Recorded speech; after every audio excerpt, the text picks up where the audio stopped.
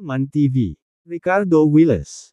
Kabanata 471. Nasaan si Claudia? Nang marinig ang sinabi ni Arthur, nanigas ang mukha ni Isa bago dahan-daang tumango at sinabing, Master, tama ka. Salamat sa iyong pag-aalaga. Mag-focus ka na lang sa cultivation mo at ako na ang mag-aayos ng lahat para sa iyo. Tumango si Arthur. Sa sandaling iyon, marahang kumatok sa pinto ang isang katulong na sumusunod kay Arthur sa labas. Pasok ka. Pagkatapos magsalita ni Arthur, kinaladkad ng isang katulong ang isang tao. Ito ay isang babae na mukhang nasa 30s, na may magandang mukha at figure. Nagpakita siya ng mature charm. Sa sandaling ito, siya ay nakoma. Gayunpaman, nang ihagis ng attendant sa harap ni Arthur, siya ay nawala ng malay. Sir, nasiyahan ka ba dito? Matalas ang boses ng katulong at malas ang ekspresyon habang nagtatanong. Napatingin si Arthur sa dalaga at hindi napigil ang dilaan ang kanyang mga labi, na nagpakita ng isang baluktot at masasamang ngiti. Hindi masama. Hindi masama. Ilang beses na kumikislap ang mga mata ni Isa habang tinanong siya, Guro, ano ang ginagawa mo? Ilang beses na tumawa si Arthur at sinabing, aking bat-ihing alagad, bagamat medyo may kapansanan ang ating mga katawan, hindi pa rin natin dapat palampasin ang ilang kasiyahan. Mag-e-enjoy ka din hihihi. Napabuntong hininga si Isa at hindi maiwasang manginig nang makita ang ngiti sa mukha ng kanyang amo. Makalipas ang 5 minuto. Puff. Damn it, malas. Inihagis ni Arthur, na may galit at marahas na ekspresyon sa mukha, ang katawan ng babae sa lupa.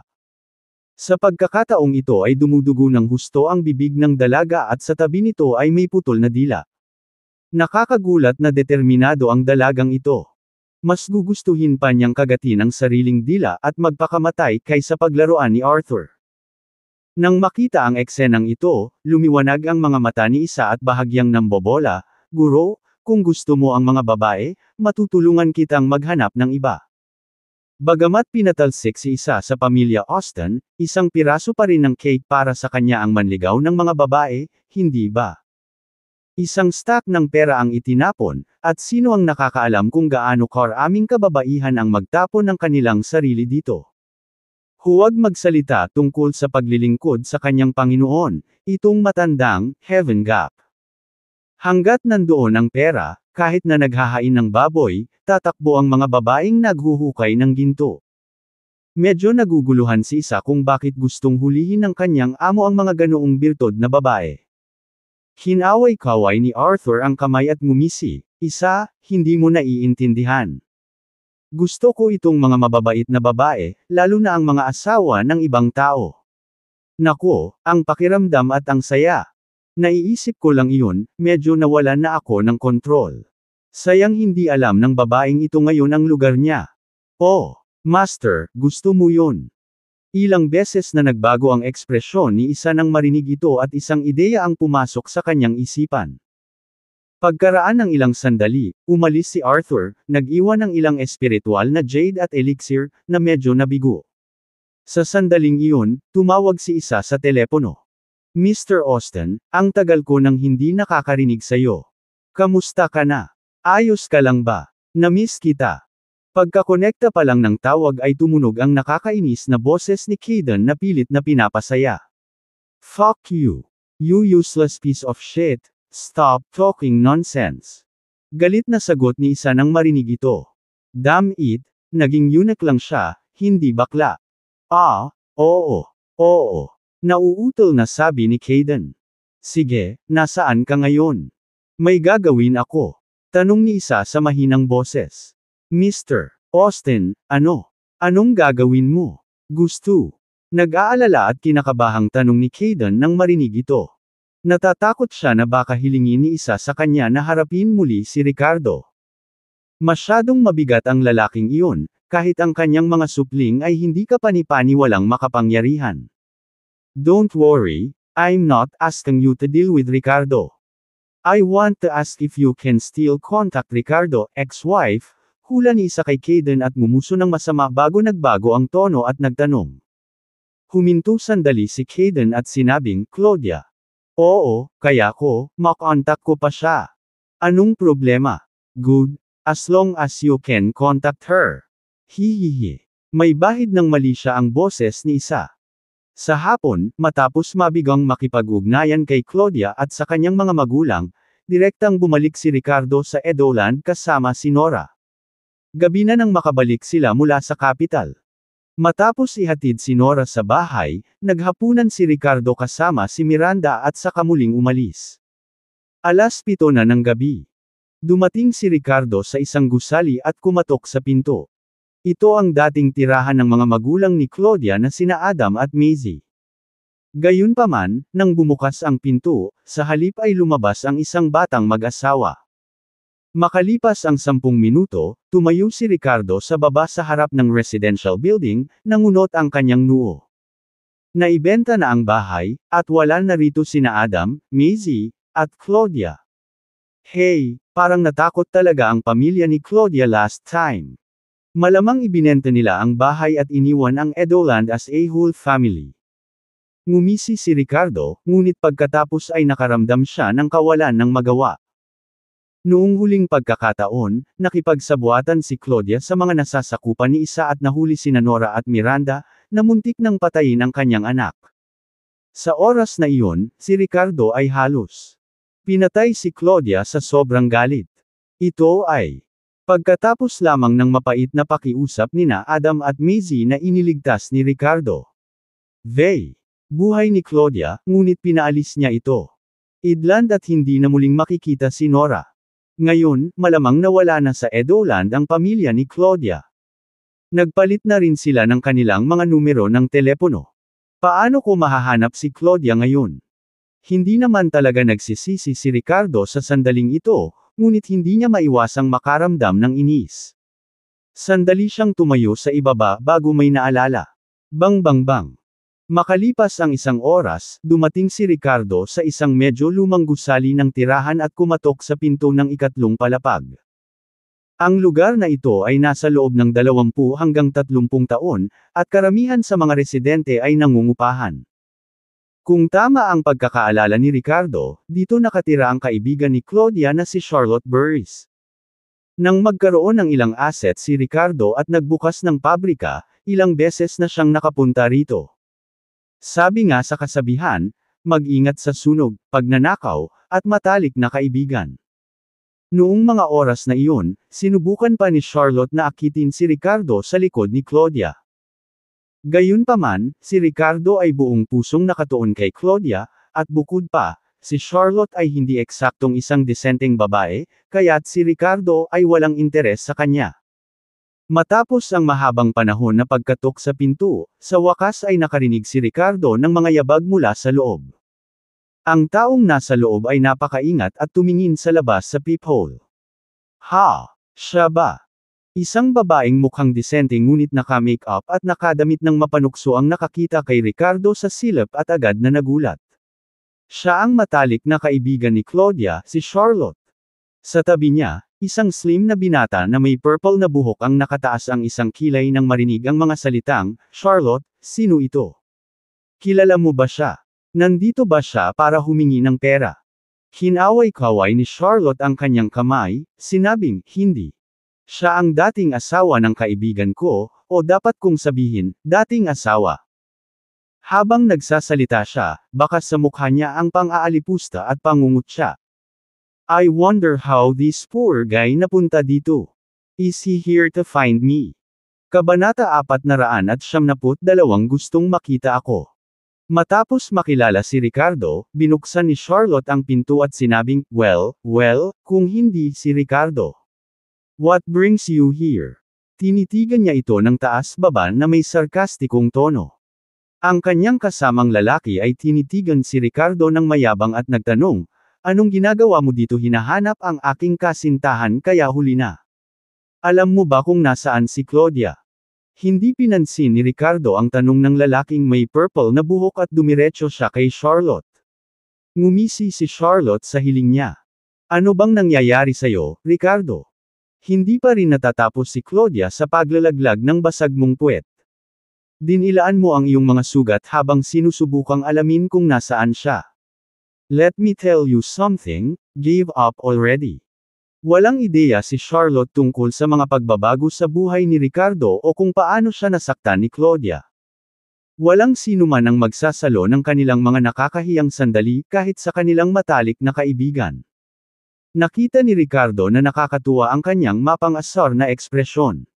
Ang ilang mga tao ay namuhay ng hindi maganda sa kanilang sarili ngunit nagawa pa rin nilang tingnan ang iba ng walang kahihiyan. Enough talk, mariing sabi ni Ricardo. Pwede mo bang kontaken si Claudia o hindi? Hindi ko makakalimutan ang tulong mo. Nang marinig ito, napatawa si Charlotte habang nakatingin sa kanya ng masama. Hindi mo malilimutan ang tulong ko.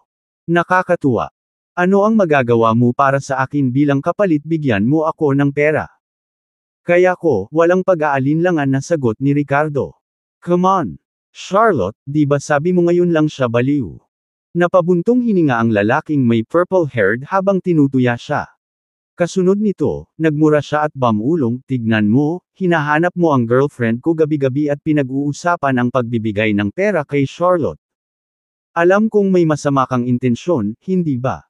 Habang nagsasalita ay inabot pa nito ang kamay para sampilan sa mukha si Ricardo. Kumikislap ang mga mata ni Ricardo, at sa sandaling inabot ng lalaki ang kanyang kamay, ang kanang kamay ay nag-transform sa isang malabong anino at mabilis na sinampal pabalik. Basag. Sabayan pa ng malutong na tunog, lumipad palabas ang taong may purple na buhok, umiikot sa hangin at bumagsak ng bumagsak sa sofa sa loob ng bahay. Kitang-kita ang isang print ng palad sa kalahati ng kanyang mukha, at ang kanyang mga mata ay lumingon pabalik habang siya ay nahimatay. Ah! Ikaw! Ikaw! Ibinaling ni Charlotte ang kanyang ulo para sumulyap sa binata na may purple na buhok, at biglang nanginginig sa takot, gulat na nakatingin kay Ricardo. Hindi niya inaasahan na ganoon kalakas si Ricardo. Isang sampal ang lumipad sa tao. Bagamat hindi mataba ang binata na may purple na buhok, mahigit 140 pounds ang kanyang timbang. Kailan pa naging mabangis si Ricardo? Hindi ba't sinabi ni Claudia na nagbenta siya ng kidney para bayaran ang pagpapagamot ng kanyang anak? Masyadong maingay ang boyfriend mo, kaya hinayaan ko siyang matulog sandali. Bahagyang ngumiti si Ricardo, saka dumiretso sa loob ng bahay at casual na isinara ang pinto sa likuran niya. Sa pagmamasid dito, nag-cross arm si Charlotte at tumingin kay Ricardo na may halong pagtataka at pagdududa, nagtatanong, ano? Anong balak mong gawin? Sabihin ko sa iyo, huwag kang magulo. Nakangiting umiling si Ricardo, don't worry, I'm not interested in you. I was not before, and more so now. Gaya nga ng sabi ko, pwede mo bang kontaken si Claudia? I can give you money. Tumingin si Charlotte kay Ricardo, ilang saglit na kumikislap ang mga mata, mayroon akong kasalukuyang contact information ni Claudia, pero maari mo ba akong bigyan ng pera? Magkano ang pera na maibibigay mo sa akin? May pagdududa at panghahamak pa rin ang kanyang mga mata. Magkano pera ang gusto mo? Sabihin mo. Nang marinig ang sinabi ni Charlotte, agad na nagningning ang mga mata ni Ricardo. Nako, ang tiwala mo naman, parang kaya mo akong ibigay kung ano man ang gusto ko. Aba, 500,000 ang gusto ko, pwede mo bang dalhin? Naging mapanukso ang ekspresyon ni Charlotte. 500,000. Naging kakaiba ang ekspresyon ni Ricardo nang marinig ang numerong ito.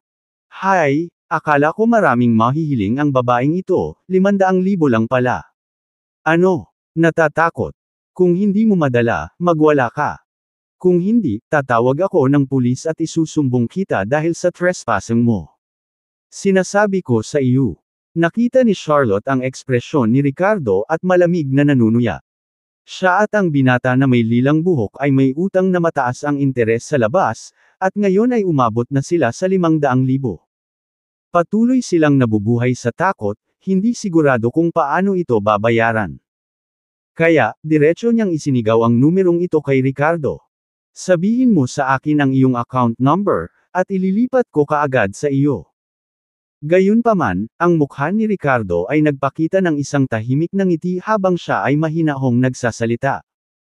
Makalipas ang kalahating minuto, tinitigan ni Charlotte ang dagdag na 500,000 dolyar sa kanyang account at napatulala. Sa susunod na segundo, tiningnan niya ang ekspresyon ni Ricardo at bakas ng ripples ang lumitaw sa kanyang mukha. Nag-uncross arms siya at sadyang inayos ang sarili. Ricardo, saan ka nakakuha ng ganoon kalaking pera? Tanong niya. From the moment I saw you today, feeling ko naging successful ka na. Mukhang hindi kita na-misjudge. Habang nagsasalita siya, mas lumapit siya kay Ricardo, sinusubukang lumapit sa kanya na may mapanuksong ekspresyon. May bakas ng pagkasuklam sa mga mata ni Ricardo, at nanatili siyang walang ekspresyon. Bigyan mo ako ng kasalukuyang contact information ni Claudia. Isang tunog ng pagsang-ayon ni Charlotte. Ricardo, bakit nahuhumaling ka pa kay Claudia? Naibigay ko na sa iyo ang pera. Sabi ko, ibigay mo sa akin ang kasalukuyang contact information ni Claudia. Malamig at matigas ang tono ni Ricardo. Nakikita ang ugali niya, Charlotte. Ngumuso, inilibot ang kanyang mga mata kay Ricardo, at sinabing nang uuyam, oh, ngayon. Naglalagay ka sa ere. Ano, amat? Hindi mas maganda kay Claudia. Ricardo, bulag ka. Kung gusto mo ng contact information ni Claudia, bigyan mo ako ng isa pang milyon, at sabihin sa iyo. Humihingi ka ng kamatayan. Naging malamig at mabagsik ang boses ni Ricardo. Isang masamang aura ang bumungad kay Charlotte. Makalipas ang ilang sandali. Lumabas ng bahay si Ricardo pagkatapos buksan ang pinto. Si Charlotte ay walang buhay na nakahiga sa lupa, na may tambak ng maruruming dumi sa ilalim niya. May mga taong ganito. Sinusubukan mong mga tuwiran sa kanila, ngunit iniisip nila na mabait ka sa kanila. Pagkasakay sa sasakyan, dinial ni Ricardo ang bagong numero ni Claudia. After a few rings, may sumagot ng tawag. Hello, sino ito? Sa kabilang dulo ng telepono, ang boses ni Claudia ay kasing lambot at kaakit-akit gaya ng dati. Ako ito, Ricardo. Sabi ni Ricardo sa malalim na boses. Nang marinig ito, natigilan si Claudia. Matapos ang ilang segundong katahimikan, may bahid ng pagtataka at pagtataka ang boses niya. Ricardo, ano? Anong ginagawa mo? Umalis na ako sa Edoland. Hindi ko na nakita si Nora. Bakit mo ako hinahanap? Nag-aalalang tanong ni Claudia. Huminga ng malalim si Ricardo. Pinipigilan ang kanyang pagkasuklam at puot. Para sa babaeng ito, at nagsalita sa mahinahong tono, huwag kang kabahan. I just want to see you and talk to you about something.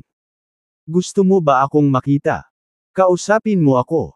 Hindi ka ba nandito para i-settle ang score sa akin? Nagdududang tanong ni Claudia, hindi sigurado ang pagbabago ng ekspresyon ng mukha niya. Kabanata 473 ang dilema ni Claudia. Nang matanggap ang tawag ni Ricardo sa telepono, hindi inaasahang naging komplikado ang emosyon ni Claudia. Pareho siyang natakot at nasasabik sa hindi niya maipaliwanag na dahilan. Sa kaloob-looban niya, labis siyang nagkimkim ng sama ng loob. Kung mahirap pa si Ricardo, hindi niya mararamdaman ang ganito. Ngunit ngayon siya ay mayaman at makapangyarihan, na may lakas na halos hindi siya makapaniwala. Narinig niya kay Kayden na maging si Isa ay napilitang umalis sa pamilya at magtago dahil sa kapangyarihan ni Ricardo. Kaya't hindi napigilan ni Claudia na hindi makaramdam ng labis na sama ng loob nang maisip niya kung paano naging sa kanya ang lalaking ito, kung paano ito naging masunuri na asawa.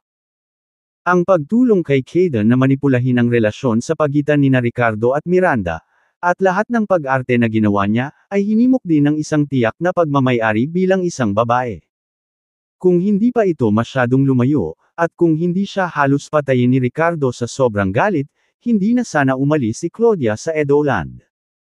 Maaaring nagdulot siya ng problema, sinusubukan ang lahat ng posibleng paraan upang bumalik si Ricardo sa kanyang tabi o upang i-target siya sa anumang paraan.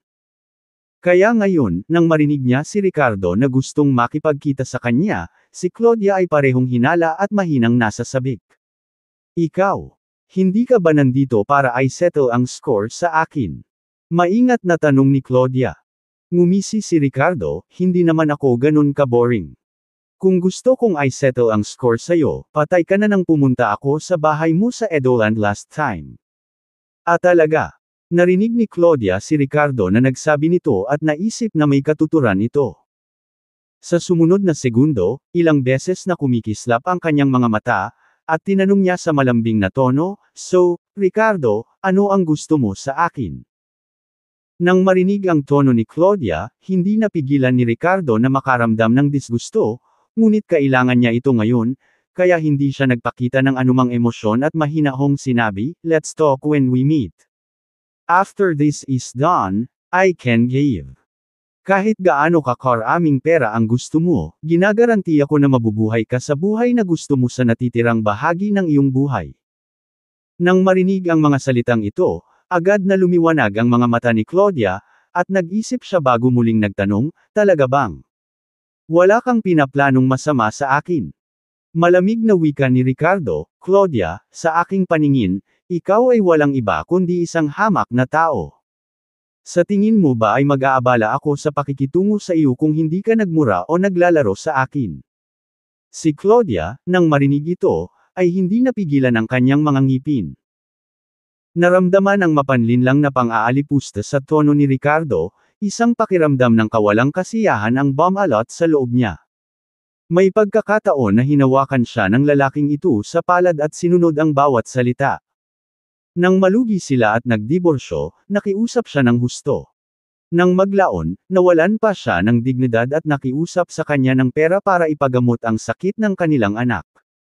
Palaging iniisip ni Claudia na sa buhay na ito, siya ang dapat na nakatayo sa itaas, na nakatingin sa lalaking ito. Ngunit ngayon, sa mga mata ng lalaking ito, siya ba ay isang hindi gaanong kahalagahan? Ang psychological disparity at imbalance na ito ay nagpalalim sa baluktot at selos na kaisipan ni Claudia. Pero ang mismong mentalidad na ito ang nagpanganga ng ngipin at sumang-ayon, "Fine, I promise to meet you." "Kailan at saan? Nasaan ka na ngayon?" tanong ni Ricardo sa malalim na boses. "Nasa Quezon ako ngayon," sagot ni Claudia. Naunawaan ni Ricardo sa kanyang puso nang marinig ito. Ang Quezon City ay isang third-tier na lungsod sa Juham State, mga 200 milya ang layo mula sa Edoland. Hindi ito masyadong malapit, hindi rin masyadong malayo. Naisip siguro ni Claudia na hindi niya ito hahabulin, kaya hindi siya umalis ng estado. Sumunod, nagkasundo ang dalawa na magkita kinabukasan at ang lokasyon, saka ibinaba ang telepono. Sa sandaling ito, sina Maisie at Adam na nasa tabi niya ay tumingin kay Claudia na may halong pagtataka at hinala. Pagdating sa Quezon, pansamantalang bumili ng bahay si Claudia at tumira sa kanyang mga magulang.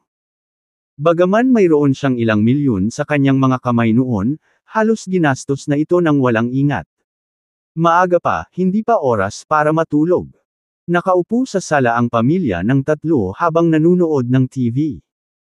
Kanina lang pinag-uusapan nila kung paano dapat makahanap si Claudia ng matapat na lalaking mapapangasawa at mamuhay ng maayos. Ngayong nakaalis na sila sa Edoland, kung saan walang nakakakilala sa kanila, para bang nagsisimula ng bagong kabanata sa kanilang buhay. Bagamat 2 beses nang naghiwalay si Claudia, naniniwala sina Adam at Maisie na sa kanyang kasalukuyang yaman at kagandahan, hindi dapat maging problema ang paghahanap ng lalaki. "Claudia, kaninong tawag?" tanong ni Adam. "Kay Ricardo ba?" Nag-aalalang dagdag ni Maisie. Narinig na lang nila ang mga fragment ng kanilang pag-uusap. Tumango si Claudia, may mapaglarong ekspresyon sa kanyang mukha. May gusto daw siyang makita at pag-usapan. "We agreed to meet tomorrow." Nang marinig ito, nagbago ang ekspresyon ni Adam at Maisie. "Claudia, bakit ka pa hinahanap ni Ricardo? Ikaw ba? Makikilala mo ba siya? Nakalimutan mo na ba na muntik ka na niyang patayin noong nakaraan?" Kumaibot ang talukap ni Adam habang nagsasalita. "Oo. Di ba galing tayo dito? Edoland para iwasan siya. Bakit? Bakit gusto mo siyang makita ulit?" sabi ni Maisie na puno ng mukha. Horror, tapos namutla. "By the way, nagpalit kami ng phone numbers.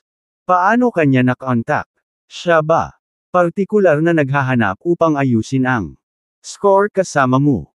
Talagang natakot ang mga magulang ni Claudia sa ginawa ni Ricardo noong nakaraan. Nang marinig niya na hinahanap niya ang kanilang anak, napuno sila ng takot at pagkabalisa. Nang marinig ang pag-aalala ng kanyang mga magulang, Nagbago ang ekspresyon ni Claudia. Maraming beses. Hindi naman dapat.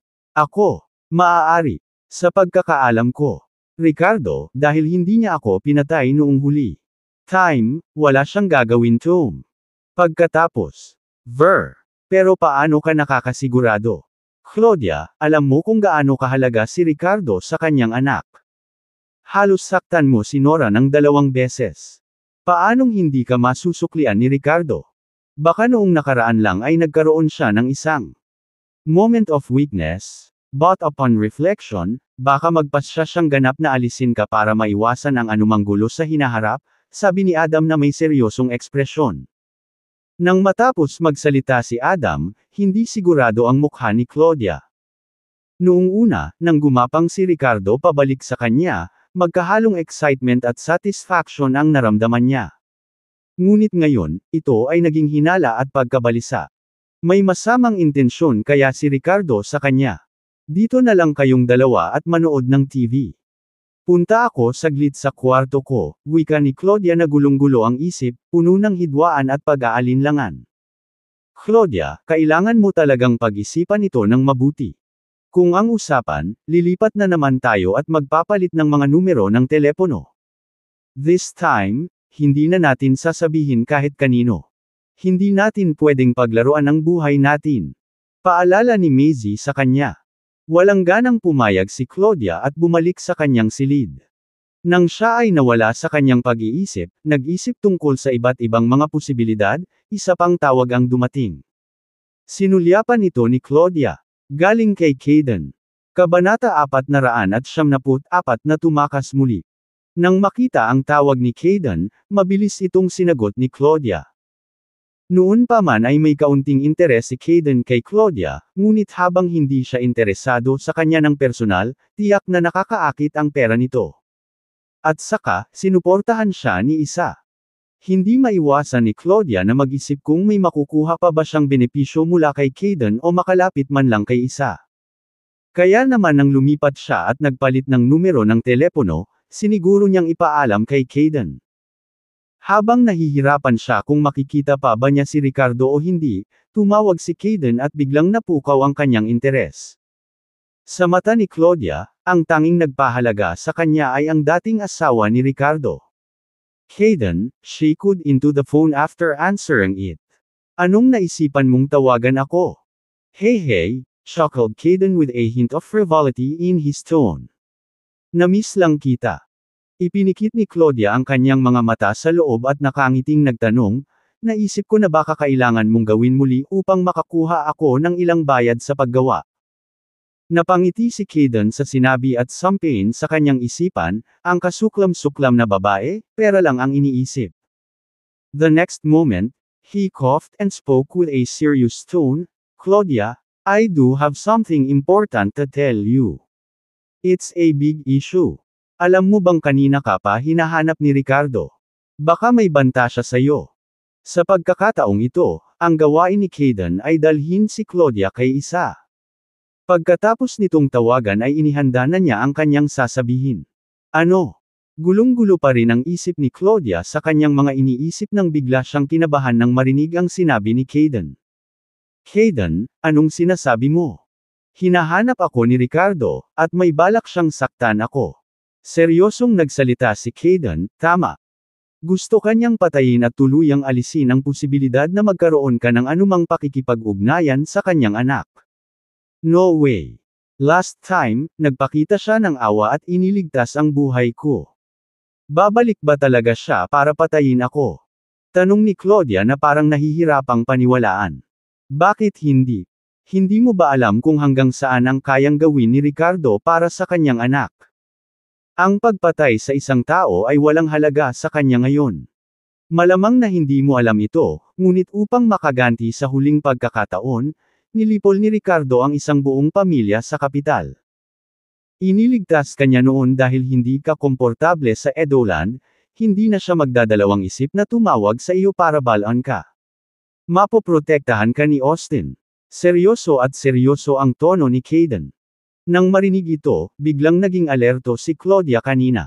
Sa sumunod na sandali, nanginginig ang boses niya habang sinasabi, kakaiba. No wonder. Kanina lang ako kinontak ni Ricardo, tinatanong kung nasaan ako. Nag-arrange pa siya na makipagkita sa akin bukas. So, balak niya talaga akong saktan. Sumagot si Kayden ng naiintriga, sa kanyang puso. Naisip niya, so nahanap na talaga ni Ricardo si Claudia. Well, what a lucky coincidence. He's really playing into our hands. Yun nga lang, siguradong gusto kanyang patayin. How could you still dare to meet him? Kailangan mong tumakas agad. Claudia, kung gusto mong manatiling buhay, sumama ka sa akin para mahanap agad si Mr. Austin. Uy, aalis ka ngayong gabi. Oh, sige. Nga pala, Kayden, bakit naman papayag si Mr. Austin na tulungan ako? Di ba sabi mo nagtatago rin siya kay Ricardo? Hindi ka ba natatakot na magdudulot ng gulo ang pagdadala sa akin sa kanya? Tanong ni Claudia, na nag-aalinlangan. Si Kayden, gamit ang mga inihandang salita, ay sumagot, syempre, hindi pumayag si Mr. Austin noong una. Kailangan kong magmakaawa sa kanya, gamit ang bawat mapanghikayat na argumento na magagawa ko, para hayaan akong dalhin ka sa kanya. Claudia, dapat mong malaman ang aking feelings para sa'yo, tama ba? Nang marinig niya iyon, hindi na nag-alinlangan pa si Claudia at masuyong sinabi, Kayden, ang bait-bait mo talaga sa akin. Of course. I'll drive over right away, and we'll leave tonight. By the way, since Ricardo knows your new phone number, turn off your phone and throw it immediately, you understand. Don't let them track ikaw. Seryosong bilin ni Kayden. Takot na takot siya kay Ricardo ngayon, at nang mabalitaan niya ang tungkol sa mga nakaraang pagtatangka niyang makipag-ugnayan kay Claudia, nag-alinlangan din si Kayden. Okay, I know. Maghahanda agad ako. Halika, at ipapadala ko sa iyo ang address mamaya. Pagdating mo, businahin mo ang ibaba ng hagdan ng dalawang mahaba at isang maikling beep, sabi ni Claudia, saka ibinaba ang telepono. Sa sandaling ito, ang kanyang puso ay tumitibok, at nakaramdam siya ng isang alon ng takot. Ricardo, you heartless scum. So, you really want to harm me. Thanks to Kayden's call, otherwise, I would have foolishly went to meet you tomorrow. You despicable person, you're really ruthless. You want to kill me. No paraan. Nginitian siya ni Claudia. Ngipin at nagmura, saka pinatay ang phone niya. Gayunpaman, matapos itong pag-isipan, hindi niya matiis na itapon ang kanyang telepono. Ito ay isang custom-made na telepono na ginastos niya ng 10,000 libo.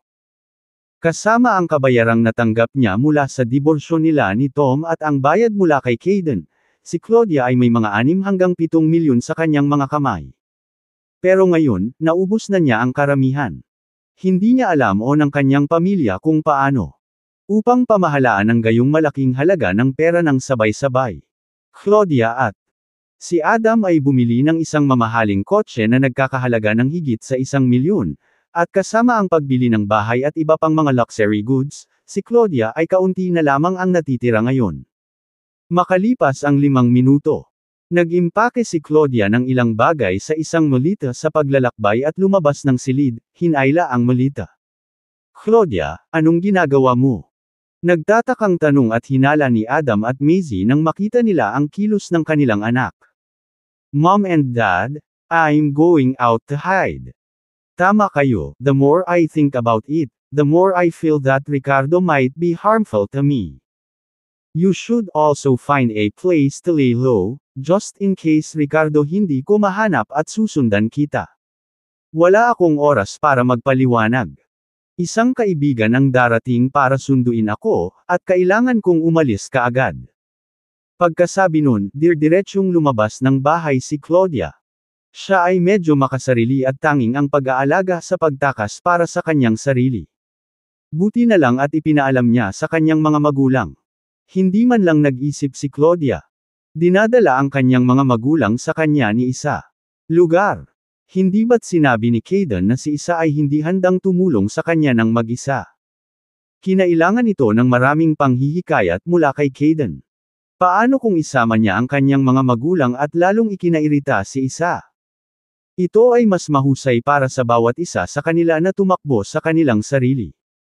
Samantala, sa kabilang panig, nang matapos ang tawag kay Claudia, nagkaroon ng mahinang pakiramdam si Ricardo. Napakahalaga upang matiyak na ang sumpa ni Nora ay nasugpo ng walang anumang pagkakamali. Para maging ligtas, tumawag siya sa telepono ni Maki. Maki, bantayan mo ang lokasyon ng isang telepono para sa akin, maaari mo bang gawin iyon? No problem, boss. I'll have Virus handle it. I'll have him contact you. Kabanata 475 inilipat ang target. Matapos mabantayan ni Virus ang lokasyon ng telepono ni Claudia, sinimulan ni Ricardo na pag-aralan ang mga bagay na ipinadala ng pamilya Wood. Maaari ba itong magdala ng malaking pagkakataon? Ito ba ay mapa ng kayamanan? Ang balahibo ba ay isang susi? Hinawakan ni Ricardo ang makukulay na balahibo sa kanyang kamay at pinagmasdan ang mapa ng balat ng tupa, lubos na nalilito. Natitiyak niya na ang lugar na inilalarawan sa mapa ay hindi kabilang sa alinmang lugar sa Prayosha. Sa labas ng Prayosha, iyon ay hindi posible. Dahil ang mga marka sa mapa ay nasa ancient Prayoshan script, malamang na hindi ito mula sa ibang bansa. Where the hell can I find it? Hindi naman ako pinaglalaroan ng pamilya Wood, di ba? Bulong ni Ricardo sa sarili.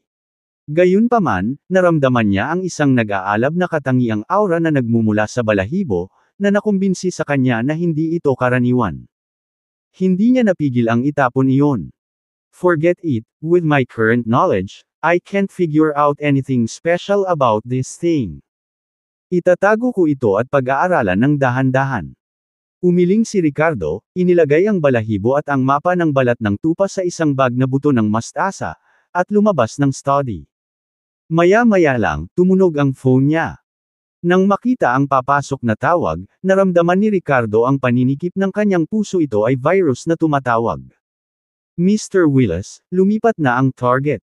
Patungo sa hilaga sa medyo mabilis na bilis, sabi ni Virus sa malalim na boses. Inilipat. Kumunot ang noo ni Ricardo, iniisip, umalis ba sila sa paligid ni Quetzal? Nag-isip si Ricardo, hindi inaalis ang posibilidad na lumabas si Claudia para sa ilang nightlife na aktibidad sa gabi. Hindi dapat magkaroon ng labis na pag-aalala. Nakarating na sila sa hilagang suburb at malapit nang umalis. Agad na ibinigay ng Virus ang impormasyon, kaya sineseryoso ito ni Ricardo. Makalipas ang 15 minuto, pinaandar ni Ricardo ang kanyang Porsche 918 palabas ng Emerald Green Estates. Natanggap niya ang kotse bilang isang regalo mula sa isang mayamang individual na pangalawang henerasyon pagkatapos masaksihan ang magalang na saloobin ng pamilya Austin at ang pamilya ng Chambers patungo sa kanya sa Cranford Pharmaceutical Exchange meeting. Inayos ni Ricardo ang kanyang telepono sa isang lalagyan sa loob ng kotse, at agad na ipinakita ni Virus ang lokasyon na nasubaybayan niya kay Ricardo. Samantala, sa kabila, isang high-performance na Volvo ang mabilis na tumakbo sa highway mula Durham State hanggang Naden State. Sa kotse, umupo sina Caden at Claudia sa backseat, kasama ang isa sa mga tauhan ni Caden na nagmamaneho. Ang husay ng driver ay nangunguna, at sila ay tumilapon sa kalsada. Mr. Austin, dito. Nagsumbong si Caden kay isa sa telepono. Bumantong hininga si isa at saka nag-iba ang tono, sabi mo ngayon lang nakipag-ugnayan si Ricardo kay Claudia. Para maiwasan ang hindi kinakailangang gulo, bilasan mo at pumunta rito. Huwag mong hayaang maabyutan ang bastos na si Ricardo. Hindi na natakot si isa kay Ricardo. Sa kanyang mga mata, ang kanyang amo, si Arthur, at ang katulong sa tabi ng kanyang amo ay dapat na mas malakas kaysa kay Ricardo. Ngunit hindi siya nagmamadaling patayin si Ricardo ng direkta, ni hindi niya gustong gumamit ng kamay ng iba para gawin ito. Siya ay may lubos na tiwala na balang araw ay magiging isang nangungunang eksperto. Sa sobrang baluktot at matinding pag-iisip, gusto lang niyang pahirapan hanggang kamatayan si Ricardo gamit ang sarili niyang mga kamay para mailabas ang kanyang galit. Kung namagitan ang kanyang amo at sinampal si Ricardo hanggang sa mamatay, hindi ba masyadong madali para sa kanya iyon? Mr. Austin, don't worry, we'll get there as fast as possible. naisip ni Kayden. Mr. Austin, you're worried about encounter Ricardo, but damn it, mas lalo akong nag-aalala. Kung hindi ako magmamadali kay Claudia magdamag. Mabuti. Kung ito ay tapos na, maaari kong isaalang-alang ang pagpayag na sumali ka sa aking sekta at maging isang martial arts master, pagsang-ayon ni isa na may nakaistilong tono.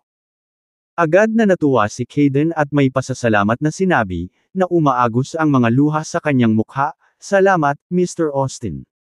"Salamat, Mr. Austin. Hehe, no need to thank me. It's what you deserve. You are my trusted confidant," nakangiting sabi ni isa. Pero sa likod ng ngiti, parang may mali siya.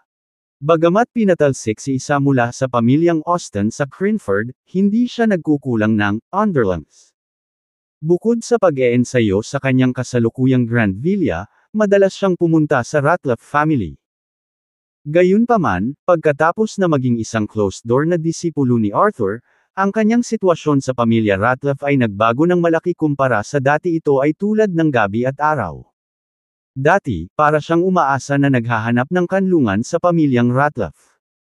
Ngunit ngayon, alam ng lahat sa pamilyang Ratliff na siya ay sumali sa Arthur's Heaven Gap sect at nakakatanggap ng espesyal na atensyon. Walang limitasyon ang kanyang kinabukasan. Ang pagbabagong ito sa ugali ay medyo kapansin-pansin. Nang walang sinasabing anuman, hinahamak siya ng kanyang lolo na si William Ratliff, ang inabandunang anak ng pamilya Austin. Ngunit ngayon, nang mag-it sila, tinawag niya itong good apo nang walang pag-aalinlangan. Kahit na maraming mga batang inapo ng pamilya Ratliff ay tinawag din siyang Mr. Austin.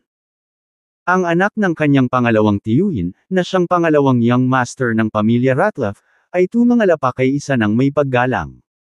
Sa kabilang banda, si Kayden, na narinig ang mga dakilang pangako, isa. Ginawa sa kanya, hindi alam kung ano ang nangyayari, ilang beses siyang nabigo, na naging dahilan upang magdusa si isa. Net.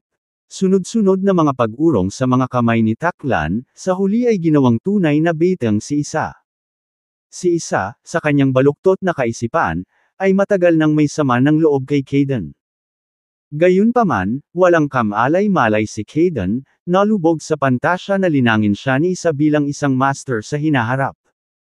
Samantala, sa kabilang banda, tiningnan ni Ricardo ang gumagalaw na pulang tuldok sa screen ng telepono, patungo sa hilagang kanluran, at ang kanyang mga kilay ay nakakunot ng mahigpit. Si Quetzal mismo ay nasa hilaga na ng Edolan, na may layong mahigit 200 milya sa pagitan nila. "Claudia, anong ginagawa mo? Are you trying to run away? Magtago ka sa akin." Si Ricardo ay tahimik na walang imek, hindi alam kung anong laro ang nilalaro ni Claudia. Sa sumunod na segundo, tinawagan siya nito, at nakita niyang naka-off ang kanyang telepono. Damn it! May nagawa ka bang kasalanan?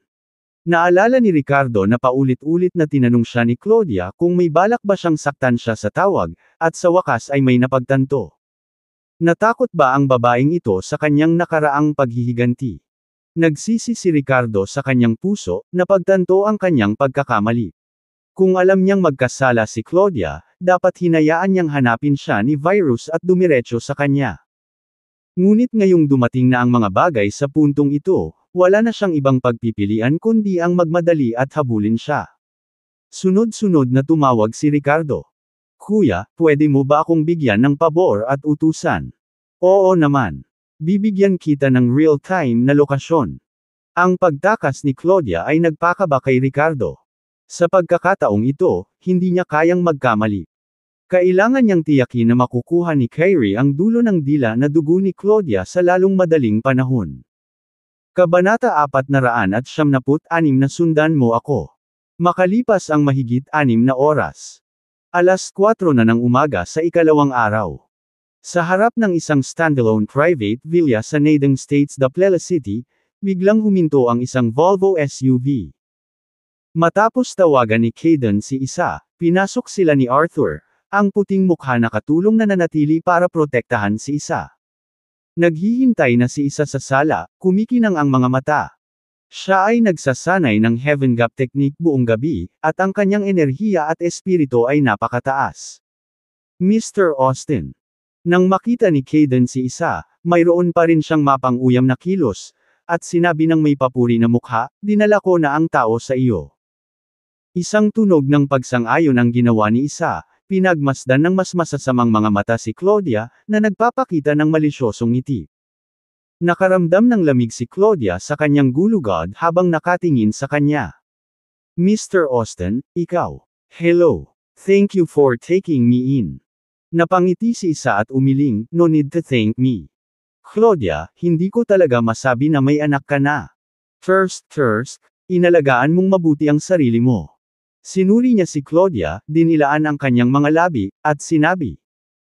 Isinasantabi ang kanyang karakter, mayroon ngang kagandahan si Claudia, at natural na naglabas ng mapang-akit na aura.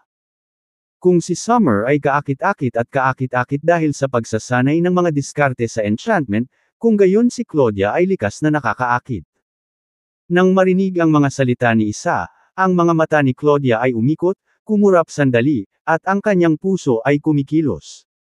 Ano ang ibig sabihin nito ni Mr. Austin? Hindi kaya. Interesado siya sa akin. Thank you for the compliments, Mr. Austin. I have no way to repay your kindness. Basta magsalita ka, I am willing to do anything for you. Malumanay at mapang-akit ang tono ni Claudia, at nagsimula siyang manligaw kay Isa. Oh, ganoon ba? Tumaas ang isang kilay ni Isa at mapanuksong tanong. Yes. Mr. Austin, if there's anything I can do for you, just say the word. Whatever aspect it may be, I am willing to fulfill your wishes. Ipinahiwatig ni Claudia ang kanyang mga salita. Sa sandaling ito, si Caden, na nakikita ang gawin ni Claudia, ay hindi maiwasang mapangiti sa loob, bakas ng dilim ang kumikislap sa kanyang mga mata. Nauna na siyang nagparamdam kay Claudia tungkol sa panliligaw sa kanya. Ngunit si Claudia ay palaging malabo tungkol dito. Pero ngayon, nagpakitang gilas ang babaeng ito sa harap ni Isa. Damn it, hindi man lang siya tinitingnan. Magaling. Napakagaling. Hinaplos ni Isa ang kanyang baba, ang kanyang tingin ay gumagala kay Claudia. No wonder my master likes you, you have a certain scent na wala sa mga batang babae na yan. First. Nang marinig ito, bumilis ang tibok ng puso ni Claudia sa pananabik. Interesado ba talaga si Mr. Austin sa kanya? Mr. Austin, anong bango meron ako? Gusto mo bang maamoy? Malandi niyang tanong. Tumawa si Isa sa sagot niya. Hahaha. Ang dating asawa ni Ricardo ay kalapitang mababa ang lipad. Siguradong magugustuhan siya ng aking guro, aniya sabay turo sa maputing lingkod na nagngangalang Clinton Kid. Dalhin mo siya sa itaas at linisin mo siya para sa aking Panginoon na pupunta dito ngayong umaga. Tumango ang maputing attendant at sinabing, Yes, Mr. Austin. Sa sandaling ito, nakatayo si Claudia sa harap ni Isa, na medyo nalilito. Ang kanyang master na katulad ko. Hindi ba interesado sa akin si Mr. Austin? Ang kanyang amo. Ano ang nangyayari? Tumingin si Isa kay Claudia at sinabing, Claudia, basta't mapaglilingkuran mo ng mabuti ang aking Panginoon ay mabibigyan ka ng maraming pera hanggat gusto mo. Ang iyong kaunlaran sa hinaharap, maging ang iyong katayuan at posisyon, ay hindi magiging problema. Kahit na gusto ni Ricardo na makapinsala muli, tutulungan kitang malutas ito, ngunit kung hindi ka maglingkod ng maayos, ang mga kahihinatnan ay tiyak na hindi mo gustong malaman. Ayaw ni Isa na mapunta si Claudia kagaya ng babaeng kahapon, na sumisira sa mood ng kanyang amo, kaya pinagbantaan niya ito ng malakas na tono. Nang marinig ito, saglit na natigilan si Claudia. Pagsilbihan ang amo ni Mr. Austin. Nang marinig ang salitang, Master, si Claudia ay likas na nag-isip na ang tao ay maaaring isang matandang lalaki. Ngunit hindi siya mabait at malinis na babae, at sa pamimilit at tukso ni Isa, paanong maglakas loob na tumanggi si Claudia? Oo, naiintindihan ko, Mr. Austin. Tumango si Claudia at masunarang sumang-ayon. Kung kaya niyang pagsilbihan ang amo ni Mr. Austin, tiyak na siya ay isang malaking shot. Pagsilbihan mo lang siya. Kahit na kailangan niyang pagsilbihan ng isang matanda, hanggat ito ay tunay na makapagbibigay sa kanya ng buhay na may yaman at kapangyarihan, ano ang mahalaga? Sa sandaling ito, wala si Claudia. Kamalayan at hindi maisip kung gaano kasama si Arthur, isang, katulad niyang may depekto, kapag ito dumating sa mga babae. Gayunpaman, sa sandaling ito, isang malamig na boses ang biglang umalangaw-ngaw. Kaya mo ba? Boom! Bago pa man bumaba ang boses ay nabasag na ang salamin na pinto ng sala ng villa.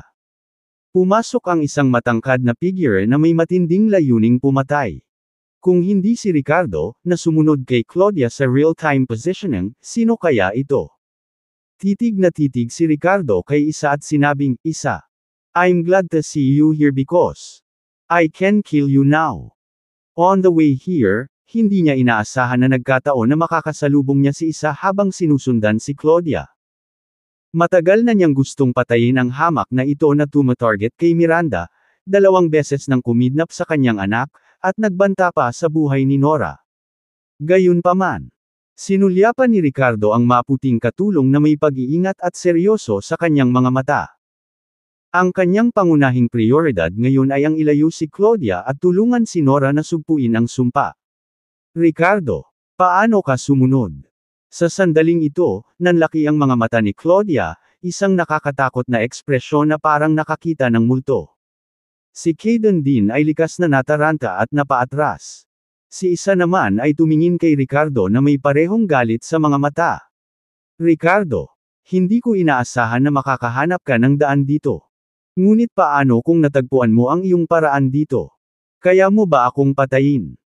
I originally planned to take revenge myself, but since you came to me, today will be your last day. Nang marinig ang mga salitang ito, malamig na bumantong hininga si Ricardo at sinulyapan ang maputing mukha na kasambahay sa tabi ni Isa. Ganun ba? Siya lang. Sa sandaling bumagsak ang mga salita, biglang lumundag ang figure ni Ricardo, at ang kanyang Glacier River Dragon Sparrow Blade ay lumitaw sa manipis na hangin habang siya ay umindayog. Ito patungo kay Isa. Walang maagang sinabi at tapos na. Hindi nagdalawang isip ang nakaputing mukha na attendant na nagngangalang Clinton at binitawan si Claudia, mabilis na lumipat sa harap ni Isa upang harangan ang pag-atake para sa kanya. Kasabay nito ang paglalabo ng figure ni Ricardo at dumiretso kay Claudia. Sumama ka sa akin. Mahinang sigaw ni Ricardo at hinawakan ang braso ni Claudia. Ang pag-atake na ito kay Isa ay isang bluff, isang diversion upang alisin si Claudia sa pagkagambala ng maputing mukha na attendant. Kabanata 497 Bakit lumaban hanggang kamatayan laban sa iyo? Tiyak na gusto ni Ricardo na paghiwalayin si Isa, ngunit dahil sa kasalukuyang sitwasyon, kailangan niyang pumili. Kung walang mga eksperto sa paligid ni Isa, maaari silang dalawa na lumayo nang hindi nasaktan. Ngunit ang nasa katanghaliang gulang na lalaki sa tabi ni Isa ay walang iba kundi ang isang late-stage na Golden Core expert. Hindi alam ni Ricardo kung anong mga pagkakataon si Isa sa mga panahong ito na nagbigay daan sa kanya upang samahan siya ng ganoon kalakas na tao. Kaya't ang apurahang bagay ay kunin si Claudia at kunin ang kanyang dugo sa dila para sa pagsupil sa sumpa ni Nora sa halip na maghiganti kay Isa sa lahat ng paraan. Sinamantala ni Ricardo ang pagkakataon ng gambolain niya ang puting mukha na attendant gamit ang kanyang espada, hinawakan ni Ricardo si Claudia at dirdiretsyong tumakbo palabas ng bahay. Napasigaw si Claudia sa gulat sa biglaang pangyayari. She never expected Ricardo to appear out of nowhere and now it seems like she was his target. Ngunit lumilitaw na hindi sinusubukan ni Ricardo na patayin siya. Sa halip ay gusto niyang kunin siya. This left Claudia feeling confused. Damn it, he's trying to run. Clinton, patayin mo ang anak ng A-bitch na ito. Mabangis na ungol ni Isa habang nakikita ang nangyayari. Walang pag-aalinlangan na tumango ang nakaputing attendant at agad silang hinabol. Bastard, ito ay isang lugar kung saan maaari kang pumunta at pumunta sa gusto mo. Iwan mo ang babaeng ito at ang buhay mo. Parang pato ang boses ni Clinton. Habang nagsasalita siya, isang solidong palm print ang nakalok kay Ricardo at tumama. Naramdaman ni Ricardo ang mabilis na pag-atake sa kanyang likuran at kinailangan niyang lumingon upang tumugon. Swish! Nang hindi man lang tumitingin, ang Glacial River Dragon Sparrow Blade sa kanyang kamay ay nakatuntan sa isang magandang arko at bumangga sa print ng palad. Flop! Sa isang mahinang tunog, si Ricardo ay umungol. Bagamat tinamaan niya ang suntok ay nanginginig ng malakas ang katawan niya kaya pilit siyang napatigil. Sa mga tuntunin ng ganap na lakas lamang, ganap na nalampasan ng yumaong Golden Core expert si Ricardo. Flap flap. Walang pag-aalinlangan, mabilis na itinutok ni Ricardo ang ilang acupoint sa katawan ni Claudia gamit ang kanyang kaliwang kamay, pagkatapos ay gumamit ng banayad na puwersa para itapon siya. Parang imposibleng makatakas ng diretsyo kasama si Claudia. Maaari lamang niyang piliin na harapin ang maputing mukha na ito ng buong atensyon. Ginaising ni Ricardo ang rich soil na pangangatawan, na hindi nagbigay sa kanya ng kalamangan sa mga tuntunin ng bilis. Hanggat hinahabol siya ng isang late-stage na Golden Core expert, hindi makakatakas si Ricardo. At dahil hindi siya makatakas, kung gayon, lalaban siya. Lumingon si Ricardo, nagniningning sa talas ang mga mata, mariing nakatitig kay Clinton. Isang malakas na fighting spirit at momentum ang nagmula sa kanya. Basura ka sa core formation, gusto mo ba talaga akong ipaglaban hanggang kamatayan? Katawa-tawa, talagang katawa-tawa. Nang makita ito, bakas sa mukha ni Clinton ang pang-aalipusta habang umiiling ito. Ngunit sa sumunod na segundo, hindi niya maiwasang mapabulalas, Napuno ng pagtataka ang kanyang mga mata. Sa sandaling ito, lumitaw ang isang layer ng earthy yellow light sa balat ni Ricardo, na nagbibigay ng matte na texture. Ang pag-usad sa loob niya, bilang karagdagan sa enerhiya ng dragon na ibinuhos ng kapangyarihan ng mayamang lupa, ay isang espesyal na puwersa, momentum. Isang talas na parang mula sa kutsilyo at isang bigat na parang mula sa isang bundok na nagmula sa Ricardo. Nakaharap sa isang late-stage na Golden Core expert, hindi kayang maging pabaya si Ricardo. Direkta niyang isinaaktibo ang divine ability na, Immutable Rich Soil. Sa sandaling ito, ang kanyang buong katawan, kabilang ang kanyang mga panloob na organo, ay, natutunaw, ng kapangyarihan ng mayaman na lupa, na lubhang nagpapataas ng kanyang depensa at lakas. Mali ka. Bakit kita ipaglalaban hanggang kamatayan? Ang boses ni Ricardo ngayon ay may malalim at matunog na tono. Sa mga salitang iyon, hindi na siya nag-aksaya ng oras at direktang umatake gamit ang kanyang talam. Mayabang. Malamig na saway ni Clinton at may lumabas na payat na espada sa kanyang kamay. Klang. Ang Glacial River Dragon Sparrow Blade ay nakipagsagupaan sa payat na espada. Magkasabay na umatras ang mga figure ni Ricardo at Clinton. Sa strike na ito, hindi ginamit ni Ricardo ang ultimate move mula sa Sky-Cleaving Startled Swan Sword Technique, ngunit sa tulong ng momentum at ang katangian na bentahe ng rich soil physique. Hawak niya talaga ang sarili niya laban sa kalaban niya. Bilang isang late-stage na eksperto sa Golden Core, ang pangunahing katangian ni Clinton ay kahoy. Ayon sa 5 elemento, talagang pinipigilan ng kahoy ang lupa. Ngunit sa kasamaang palad, si Ricardo ay nagtataglay ng isang advanced na katangian na nalampasan ng mga ordinaryong katangian, kaya't hindi siya napigilan ng kanyang kalaban. Ano? Paano ito posible? Nasa peak ka ng core formation. Hindi, wala ka. Kahit na ikaw, paano ito posible? Talagang ginaisang mo ang iyong katangian sa pangangatawan sa core formation realm. At higit pa. Sa balbas na mukha ni Clinton, isang malakas na ekspresyon ng pagkagulat ang lumitaw, at ang kanyang mga salita ay naging medyo hindi magkatugma. Sa isang banggaan, ang kanyang ganap na pakiramdam ng higit na kahusayan ay nabasag. Kung titignan ang mga mata ni Ricardo, para siyang nakatingin sa isang pambihirang halimaw. Masyado kang magsalita. Mamatay ka. Ang momentum ni Ricardo ay tumaas sa sandaling ito, na umabot sa isang matinding punto. Hindi niya inaasahan na sa estado ng The Rich Soil Indestructible Body, makakalaban niya talaga ang isang late-stage na Golden Core expert. Pinalakas nito ang kanyang kumpiyansa at nag-trigger din ng hangarin na pagpatay.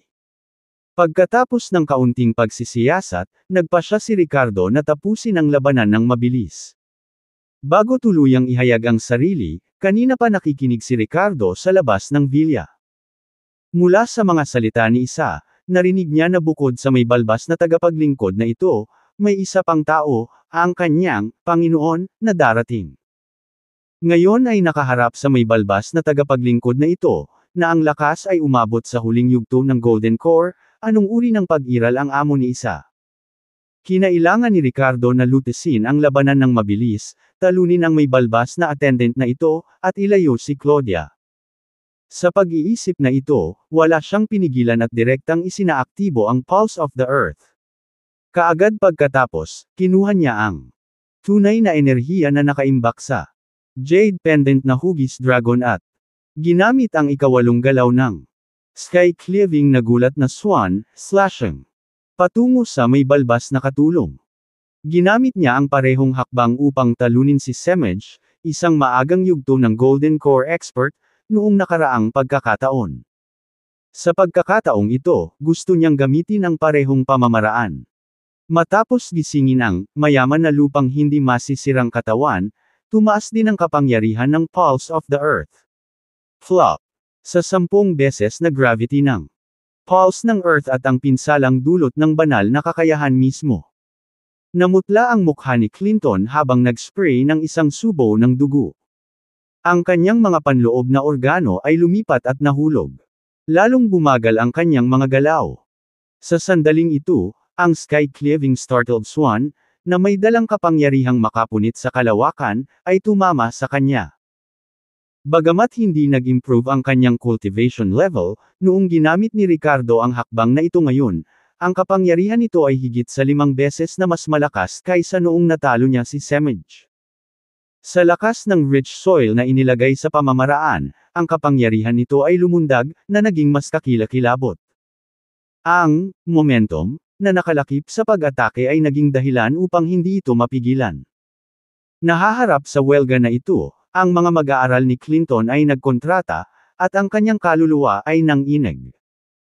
Ang 10 beses na gravity ay naging imposible para sa kanya na makaiwas sa oras, at kahit na ang kanyang galaw sa paghawak sa kanyang espada ay naantala ng isang bahagi ng 1 segundo. Sa antas na ito ng labanan, isang bahagi ng 1 segundo ay sapat na upang magpasya sa buhay o kamatayan. Alam ni Clinton na hindi niya ito maiiwasan. Naamoy niya pa ang amoy ng kamatayan. Sa sandaling iyon, isang pakiramdam ng ayaw at kabaliwan ang bumalot sa loob niya. Patayin mo ako. Tapos sabay tayong mamatay. Boss! Sa sandaling iyon, isang mahinang berdeng ilaw ang sumabog mula sa kanyang ibabang tiyan. Ang mga nakakatakot na pagbabago-bago ng enerhiya ay biglang lumitaw. Ang orihinal na payat na figure ni Clinton ay mabilis na lumawak sa sandaling iyon.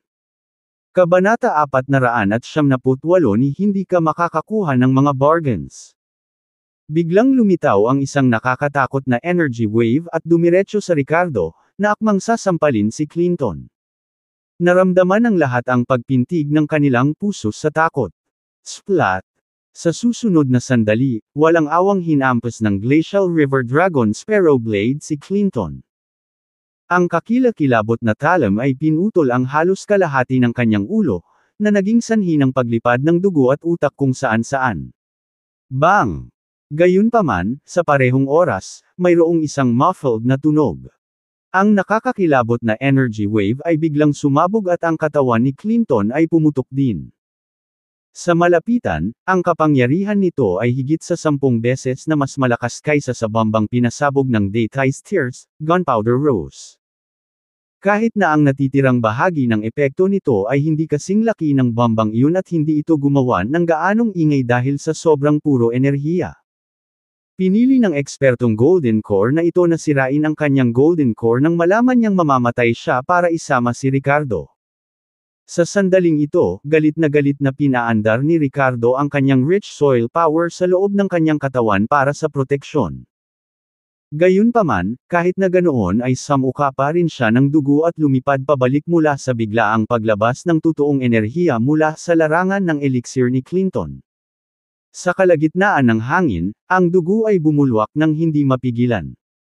Maging ang balat ay bumukas, at napunit ang mga kalamnan. Thud. Pagkalapag, bumubulwak na dugo ang ilong at bibig ni Ricardo, na naging duguan.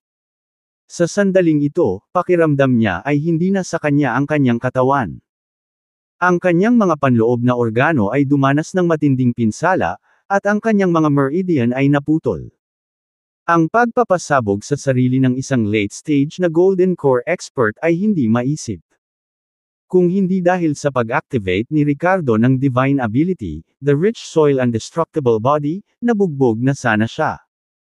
Ricardo felt a sense of lingering fear but also relief, thank goodness. I didn't die on the spot. Inayos ng Dragon Energy ang kanyang pisikal na katawan, hanggat hindi siya agad namamatay, dapat siyang mabuhay. Sa sandaling ito, ang lahat ng naruroon ay tulala at napuno ng matagal na takot. Si Claudia, kasama ang kanyang mga acupoints na tinatakan ni Ricardo, ay nakahiga doon na may dilat na mga mata. Nang makita niyang direktang sumabog ang taong lumalaban kay Ricardo at pinaalis si Ricardo, magkahalong kilabot at komplikado ang bumungad sa kanyang mukha.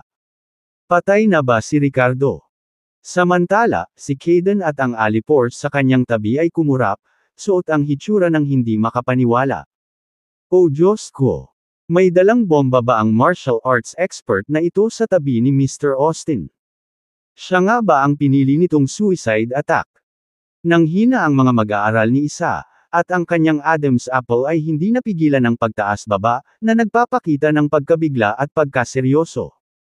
Ang kanyang amo, si Arthur, ay nagsabi na ang lakas ni Clinton ay umabot sa huling yugto ng Golden Core. Sa antas na ito, siya ay hindi magagapi sa labas ng mundo.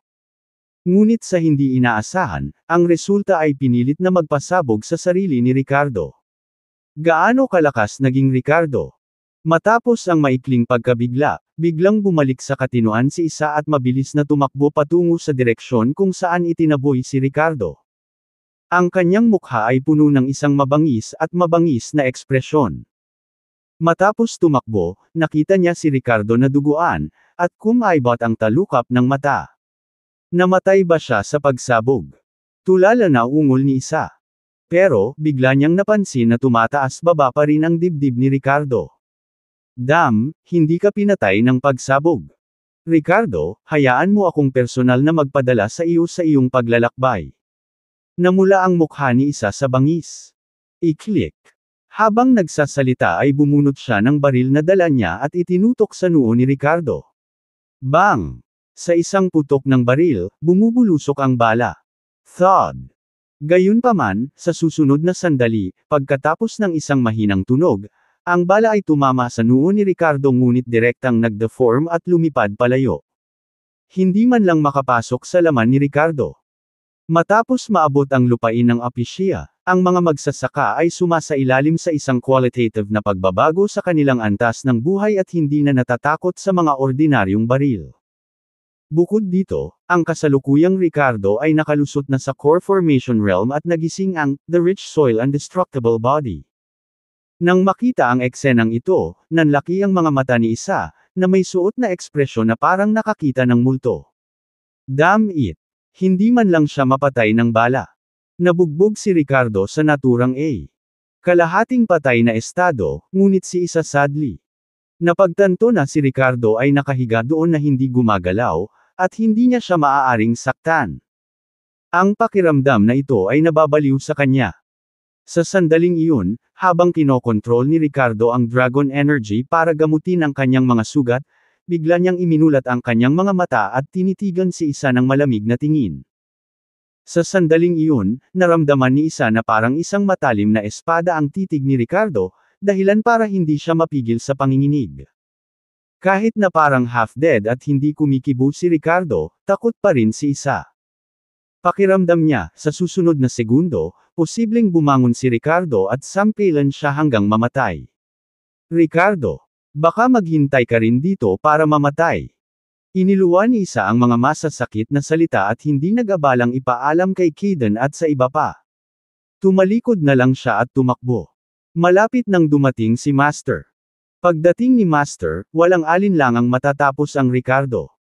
Kung mas malala pa, maaari kong hilingin sa pamilyang Ratliff na magpadala ng mga eksperto upang tapusin ang mapahamak na Ricardo na ito. Sa madaling salita, hindi ko na kailangang manatili dito at makipagsapalaran. Napaisip si Isa sa kanyang sarili. Si Kayden at ang iba pa sa villa ay tumakas din sa gulat. Lahat sila ay natatakot na si Ricardo ay maaaring bumangon anumang oras at kitilin ang kanilang mga buhay. Nang makita ang sitwasyong ito, isang panunuya ang lumitaw sa mukha ni Ricardo habang nakatingin sa direksyon ni Claudia, lihim na gumaan ang loob. Natatakot siya na kapag tumakas si Isa ay isama niya si Claudia. Bagamat pansamantalang na-immobilize si Ricardo, hindi man siya kayang saktan ni Isa, hindi rin niya napigilan si Isa. Pero ayos lang. Sa isang sulyap lang ay tinakot na ni Ricardo si Isa at ang kanyang mga tauhan. Wala na silang panahon para isipin si Claudia. Pagkatakas ni Isa sa villa, tinawagan niya agad si Arthur. Master, kailan ka darating? Samantala, nasa isang hotel pa rin si Arthur, niyakap ang isang babaeng pinagkalooban ng husto na pinahirapan niya sa buong katawan. Nang tawagan siya ni Isa kanina, sinabing may ibibigay siyang top quality married na babae, pasado 3:30 na ng madaling araw. Pumayag naman si Arthur at sinabihan siyang darating siya sa umaga, pagkatapos ay natulog ulit. Pero ilang sandali lang ay nakatulog na siya, tumawag ulit si Isa. Kahit na pinahahalagahan ni Arthur ang alagad na ito, nagsimula na siyang menas. Isa, anong ginagawa mo? Di ba sabi ko papasok ako ng umaga? Babae lang. Kahit na may taste ako dyan hindi naman urgent. Alam ko naman ang intensyon mo, so what's the rush? Hindi. Hindi naman sa ganun, Master. May nangyari. Lumapit ang kalaban kong si Ricardo. Agad na sigaw ni Isa sa telepono, nanginginig ang boses. Ricardo. Hindi ba siya kayang alagaan ni Clinton? Bakit ka nagkakagulo? Naiinip na sabi ni Arthur. Patay na siya, guru. Patay na siya. Walang kwentang sigaw ni Isa na nasa state of shock pa rin. Kabanata 499 na Let You Down, I Won't Die. Namutla ang mukha ni Arthur nang marinig niyang sumigaw si Isa, ano ba, may namatay na amo? Isinusumpa mo ba ang iyong amo? Are you trying to say that Ricardo is dead? Kung patay na siya, then he's dead. Why are you so excited? Alam ni Arthur ang tungkol sa alitan ni Isa at Ricardo at kung gaano siya kinasusuklaman ng kanyang alagad. Normal lang na maging masaya si Isa kung namatay si Ricardo. Pero ngayon, medyo nag-overreact ba siya? Kailangan ba ito? Nakahinga ng maluwag si Isa at mabilis na nagpaliwanag, not my master. It's Clinton who died. He fighted with Ricardo for 2 moves but probably felt like he could not win so he self-destructed. Saglit lang nakipag-away si Ricardo kay Clinton at hindi malinaw na nakita ni Isa ang nangyari. Ang tanging nasabi niya ay namatay si Clinton habang si Ricardo ay nakahiga sa lupa at malubhang nasugatan. Master, gusto mo bang pumunta dito ng mabilis? I can't kill Ricardo. You come here and finish him off. Kinagat ni Isa ang kanyang mga ngipin sa galit. Matapos marinig ang balitang ito mula kay Isa, mukhang nabigla si Arthur. Ano? Patay na si Clinton. Sinisira ang sarili. Bagamat tagasunod lang niya si Clinton, malakas pa rin siyang eksperto sa antas ng Golden Core. Paano kaya siya pinilit ni Ricardo na sirain ang sarili? Hindi ba't napakalakas ng kaaway na ito ni Isa? Nakaramdam si Arthur ng kawalang katiyakan sa lahat ng bagay sa kanyang puso bago tuluyang nagsalita ng mahigpit, Isa, tama ang ginawa mo. Ang taong maaaring pilitin si Clinton na sirain ang sarili ay dapat na isang napakalakas na kalaban. Hindi ka dapat kumilos ng walang ingat. Susugod ako kaagad doon. Kahit sino ang manggahas na pumatay sa aking tagasunod ay hindi makakatakas sa parusa. Yes. Master, please bilisan mo, wag mo na hayaang gumaling si Ricardo. Mabilis na sinagot ni Isa ang ilang beses matapos ibaba ang tawag kay Arthur. Pagkatapos ay nagsimula siyang makipag-ugnayan muli sa pamilyang Ratliff. Samantala, sa kabilang panig naman ay pumasok sa Daplela City ang isang Volkswagen SUV na may plakang Yagina.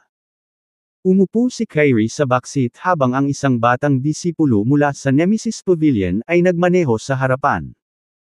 Walang paraan para sa mga nakatagong master gaya ng Great Witch Doctor na maunawaan ang mga modernong gadget tulad ng mga mobile phone o subaybayan ang mga lokasyon batay sa mga ito. Kaya wala siyang choice kundi ipaubaya ang mga bagay na ito sa mga kabataan. Sa sandaling ito, kinurot ng Great Witch Doctor ang kanyang mga daliri ng ilang beses, at ang kanyang mga talukap ay kumikibot ng hindi maipaliwanag. Madden, faster. I think my disciple, Ricardo, is in trouble. Opo, Ginoo. Nang marinig ito ng binata na nagngangalang Madden ay biglang natapakan ang pedal ng gas, at ang bilis ng takbo ng sasakyan ay lumakas. Ricardo, buhay ka pa ba? Natigilan si Claudia at hindi makagalaw, ngunit tumingin siya sa direksyon ni Ricardo at sumigaw ng malakas. Si Ricardo, na buong lakas na nagsisikap na gamutin ang kanyang mga sugat, ay muling nagmulat ng kanyang mga mata sa sandaling ito. Sa sumunod na segundo ay sinubukan niyang mabawi ang kontrol sa kanyang katawan. Una, ilang beses niyang binaluktot ang kanyang mga daliri at saka dahan-daang ginalaw ang kanyang mga paa. Makalipas ang kalahating minuto, tuluyang naupo si Ricardo at lumakad ng hindi matino patungo kay Claudia. Ang kanyang mga sugat ay gumaling lamang ng wala pang 10%. Ang kanyang bibig at ilong ay patuloy na nagdurugo, at bukod sa mga sisidlan, ang lahat ng mga pambihirang meridian at maliliit na meridian ay pinutol. Kahit na ang Dragon Energy sa lokasyon ng kanyang kaliwang bato ay patuloy na nagpapalusog sa kanya, tinansya ni Ricardo na aabutin ng hindi bababa sa 10 araw hanggang kalahating buwan para gumaling ang kanyang mga pinsala. Ngunit kahit na sa ganitong delikadong estado, hindi makapaghintay si Ricardo. Sinasamantala ang kanyang bahagyang paggalaw, kailangan niyang umalis kaagad. Maaaring dumating ang amo ni sa anumang oras.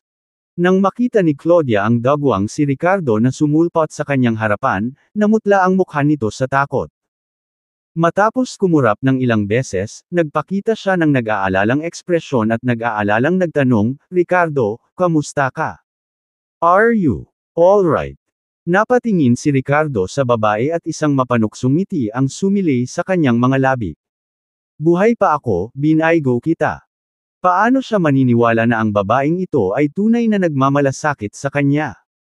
Gaya nga ng kasabihan, hindi mababago ng leopardo ang mga butik nito. Bago ihayag ang sarili, kanina pa nakikinig si Ricardo sa labas ng sala ng villa. Nakinig siyang mabuti sa pag-uusap ni Isa at Claudia.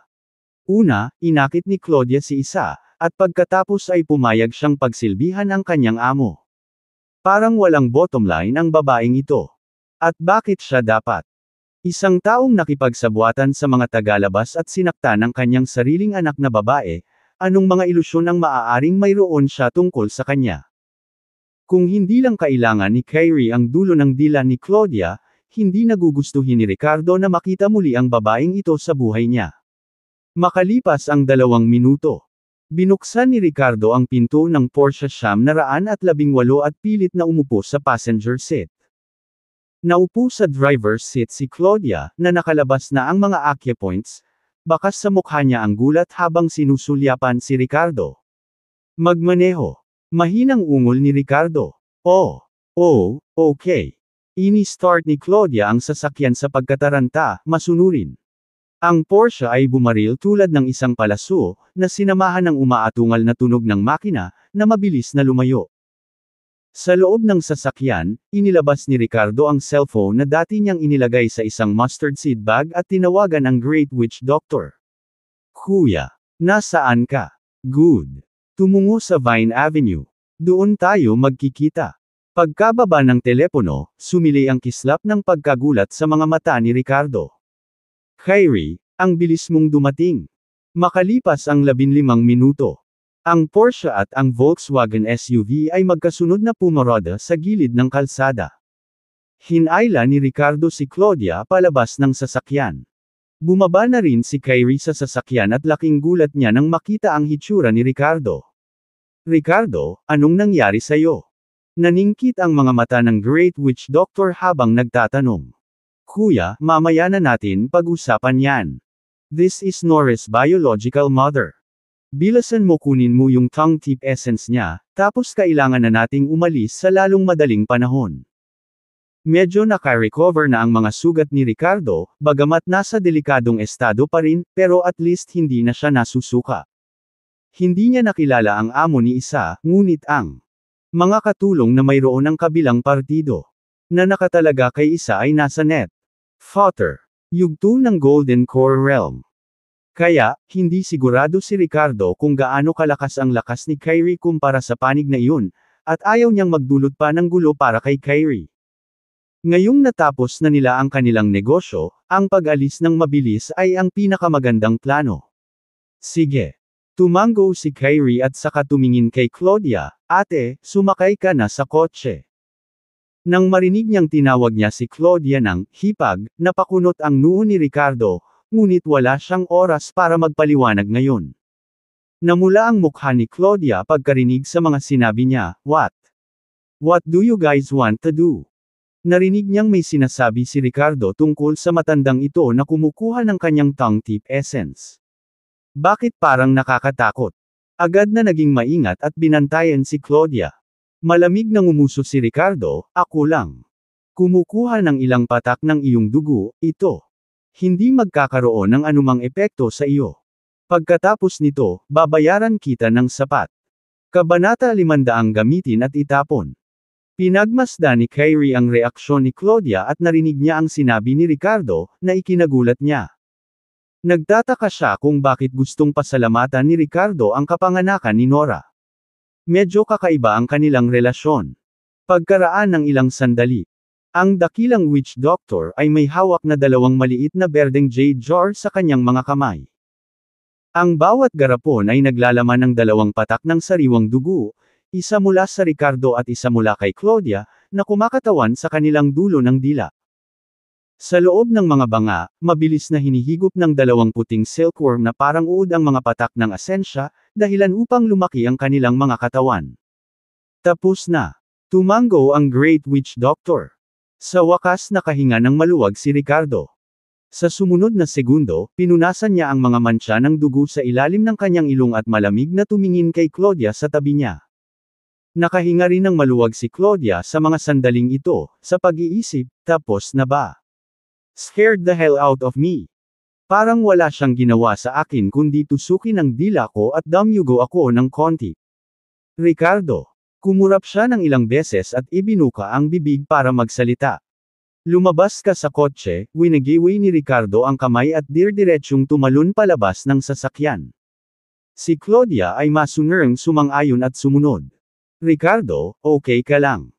Si Claudia ay tumitig sa kanya, ang kanyang mga mata ay puno ng lamang at pag-aalala, ang kanyang boses ay malambot at banayad, na parabang siya ay isang mapagmalasakit na asawa. Hindi sumagot si Ricardo, walang ekspresyon lang siyang nagtanong, ginagamit mo pa ba yung bank account? Ah, oo. Saglit na nag-alinlangan si Claudia at likas na tumango.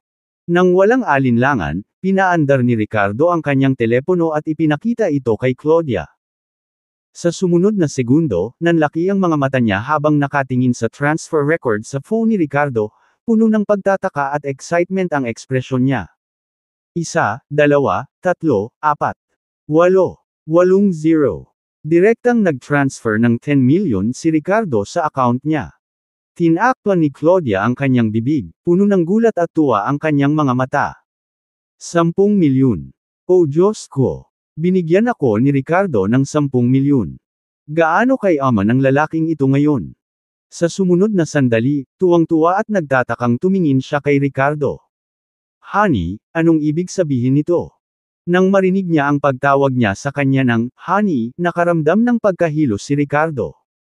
Paano pa siya matutugunan ng babaeng ito gamit ang salitang ito? Ito na ang ipinangakong kabayaran, iyon lang. Sabi ni Ricardo at tumalikod. Saglit na nag-alinlangan si Claudia, saka mabilis na hinawakan ang braso ni Ricardo. Honey, anong ibig mong sabihin? Anong kabayaran? Di ba nandito ka para iligtas ako? Alam kong may malasakit ka pa rin sa akin. Tingnan mo, pinaglaban mo ako ng ganito, masakit sa puso. Alisin mo ako, mabuhay tayo. Isang magandang buhay na magkasama. Maaari ba tayong maging isang masayang pamilya ng tatlo? Nang makitang si Ricardo ay walang kahirap-hirap na gumawa ng 10 milyon, nagulat si Claudia ngunit mas determinado rin na ibalik ang taong ito. Ang kasalukuyang Ricardo ay mayaman, maimpluwensyang, at eksperto sa martial arts. Pinag-isipan ni Claudia ang kanyang mga pagpipilian. Kung ikukumpara sa pag-attach ng sarili sa amo ni isa, paano iyon maihahambing sa pagbabalik kay Ricardo? Nang marinig ni Ricardo ang kanyang mga sinabi, hindi napigilan ni Ricardo na matawa, isang tawa na puno ng pagkadismaya. Claudia, huwag mo akong kasuklaman. Dapat kang bumalik at pagsilbihan ang amo ni isa. Magwala ka. Sabi ni Ricardo habang tinatanggal ang braso ni Claudia at sumakay sa kotse ni Kyrie. Napaupo si Claudia sa lupa matapos itapon ni Ricardo. Mukha siyang naiinis at galit. Ricardo, you scumbag. Nangako ka sa phone na matatapos na ang lahat para mabuhay ko ang gusto ko. I really want to live happily ever after with you. Bakit? Bakit ang walang puso mo? Nakahiga sa upuan ng kotse sa tabi ng driver's seat ni Kyrie, napangiti si Ricardo sa kanyang sinabi. Gusto mo lang ng mayaman na buhay di ba? Di ba binigyan na kita ng pera? Nang matapos siyang magsalita ay umalis na ang SUV. Napaupo si Claudia sa lupa, pakiramdam na parang isang itinapon na basura, ginamit at walang awang inabandona. Hindi niya inaasahan na pagkatapos na kunin ni Ricardo ang kanyang dugo ay iiwan na lang siya nito ng walang awa o kabit. Nabaluktot ang mukha niya sa hinanakit at hindi pagpayag habang nakatitig sa papaalis na Volkswagen SUV, puno ng puot at pait. Bastos ka, Ricardo. You heartless bastard. We were a couple for a day, and you treat me like this. You heartless and ungrateful scumbag. I swear, you will regret this. Sa buhay ko, sisiguraduhin kong pagsisihan mo ito. Umupo si Claudia sa lupa, sumisigaw ng mga sumpa na may pait. Boom, boom. Sa sandaling iyon, isang linya ng mga sasakyan ang mabilis na humabol mula sa likuran. Ang mga taong ito ang humahabol kay Ricardo sa Porsche 918. May kaunting impluwensya ang pamilya Ratliff sa Daplela City, kaya hindi nahirapan para sa kanila na hanapin ang sasakyan. Sa sumunod na segundo, huminto ang pila ng mga sasakyan. Tumalon sina Isa at Arthur sa nangungunang sasakyan at agad nilang napansin si Claudia na nakaupo sa lupa. Napasulyap si Isa sa nakabukas na pinto ng Porsche 918 at napagtantong wala itong laman. Mabilis siyang naglakad patungo kay Claudia. Ikaw kahabag-habag na babae, sinusubukan mong tumakas. Hinawakan ni Isa si Claudia sa buhok at itinaas, sinampal sa mukha. Lumabo ang paningin ni Claudia dahil sa sampal, tumulo ang luha sa kanyang mukha habang umiiling. Hindi ako tumakas. Ang hamak na si Ricardo na iyon. Pinilit niya akong sumama sa kanya. Sa sandaling ito, sumulyap si Arthur kay Claudia at bakas ng mali siya ang mga mata nito. Isa, ito ba ang dating asawa ni Ricardo? Tumango si Isa. Yes, it's her. Master, ano po ang dapat nating gawin? Tumango si Arthur nang walang malinaw na sagot. Wag na muna natin pag-usapan yan. Malamig niyang tinitigan si Claudia at nagtanong, nasaan si Ricardo? Saan siya nagpunta? Hahayaan ba ito ng elder ng Heaven Gap sect pagkatapos na ang kanyang pinagkakatiwalaang subordinate ay masira ang sarili at mamatay sa isang trahedya na kamatayan sa villa? Umalis siya sa isang Volkswagen SUV papunta sa direksyon na iyon. YXXX ang numero ng plaka. Tinakpan ni Claudia ang kanyang mukha at nagngangalit ang kanyang mga ngipin habang nagsasalita. Isa, isama mo siya. Susundan ko muna siya. Sa tingin mo kaya mong patayin si Clinton at umalis ng buhay?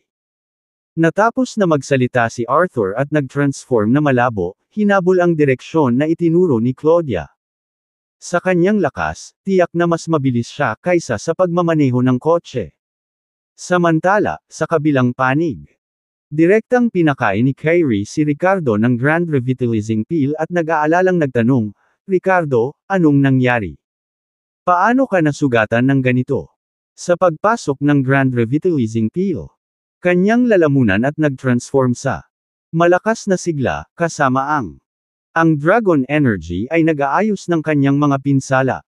Isang komportableng hininga ang pinakawalan ni Ricardo. Sa sumunod na segundo, mapait siyang ngumiti at sinabing, huwag mo nang banggitin. Muntik na akong masabugan ng isang late Golden Core stage guy na hindi nakayanan ang pagsira sa sarili. Malapit na akong mamatay. Nang marinig ito, naging kakaiba ang ekspresyon ni Kyrie at napuno ng hindi makapaniwala.